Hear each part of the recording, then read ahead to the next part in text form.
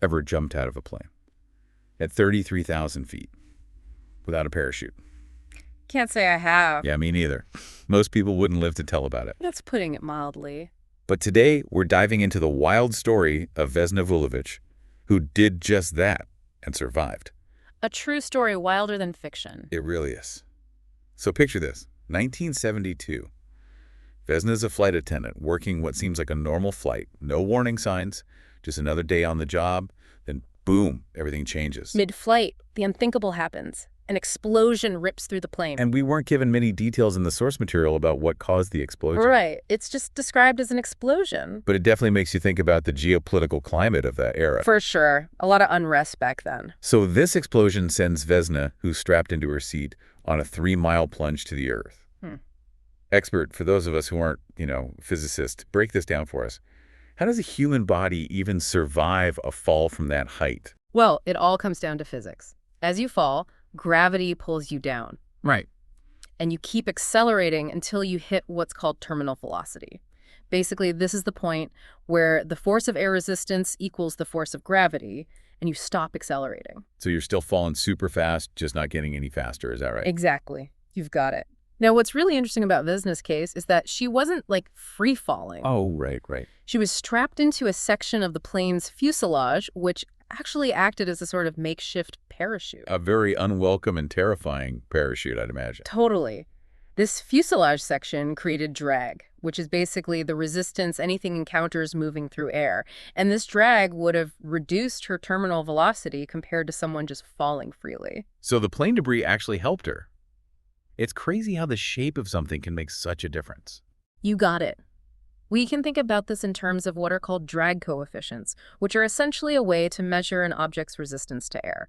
Something like a parachute larger, flatter, has a higher drag coefficient, so it encounters more resistance and falls more slowly. The fuselage section, while not as effective as an actual parachute, still changed the drag coefficient enough to affect her descent rate. Okay, that makes sense. But even falling a bit slower, wouldn't hitting the ground at that speed still be catastrophic? Oh, absolutely. That's where the where of her landing becomes key. Okay. She landed in a snowy forest. Right. So imagine, if you will, dropping an egg onto concrete versus dropping one onto, say, a pile of pillows. Yeah, okay, I get it. The one on the pillows is more likely to survive. So you're saying the snow acted like a big old pile of pillows for her? Yeah, pretty much. The snow basically cushioned her impact, spreading that force out over a longer period of time.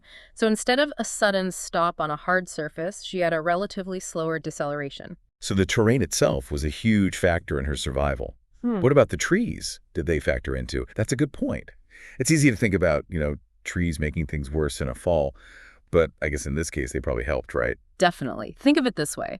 Instead of hitting the ground with all her weight in one spot, the branches would have broken her fall and spread out the impact. Like a natural crumple zone. Exactly. So we've got the physics of the fall, the impact absorption from the snow and the trees.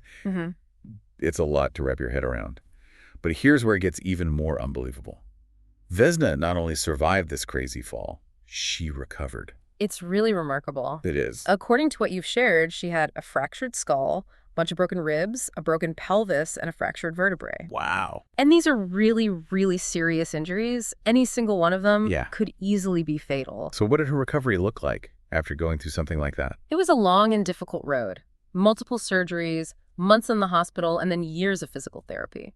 It really makes you appreciate the advances in medicine since then. Absolutely. It was the 1970s, and I imagine things were very different back then. Oh, without a doubt. Medical technology has advanced in leaps and bounds since the 70s. Did the sources get into any specifics about the medical care she received, like any particular procedures or anything? They didn't go into a ton of detail about that, unfortunately. But it's safe to assume that even back then, advancements in things like trauma surgery, pain management, and rehab techniques would have been crucial for her to survive, let alone recover. Right. I mean, it's incredible what doctors and nurses can do. It really is. It makes you think about how much we still don't fully understand about the human body. How do you even begin to heal from something like that, both physically and mentally? That's such an important point, and often overlooked in these kinds of survival stories is the psychological aspect. To fall from that height, to experience that trauma, it's bound to leave a mark on the mind. I can only imagine. The sources mention that Vesna couldn't remember the fall itself.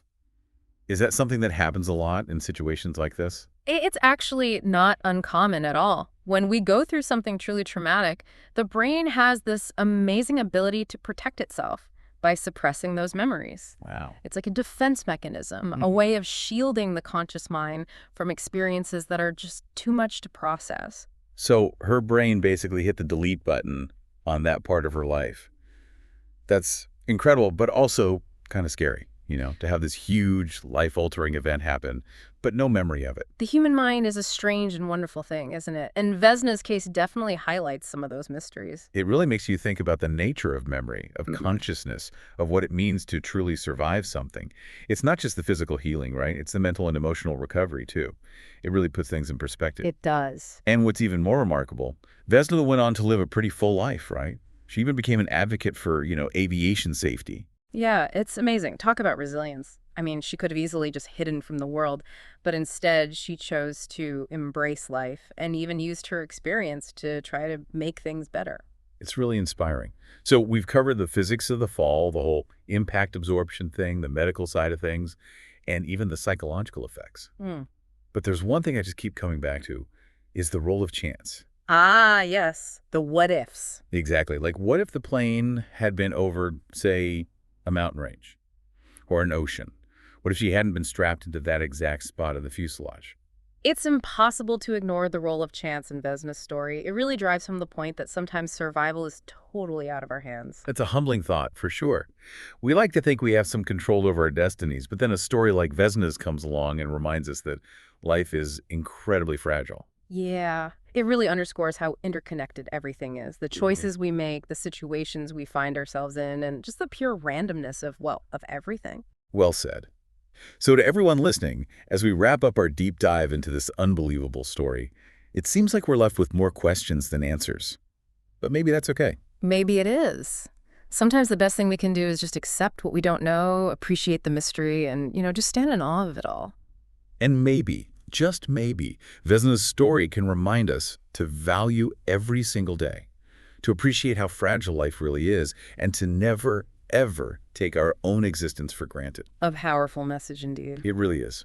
Now, before we go, we want to leave you with one last thing to think about. If you were to write the next chapter in Vesna's story, what would it look like? How do you think this experience changed her view of the world, her relationships, her entire perspective on life? Keep that in mind as this deep dive comes to a close. Until next time, keep exploring, keep asking questions, and keep diving deeper.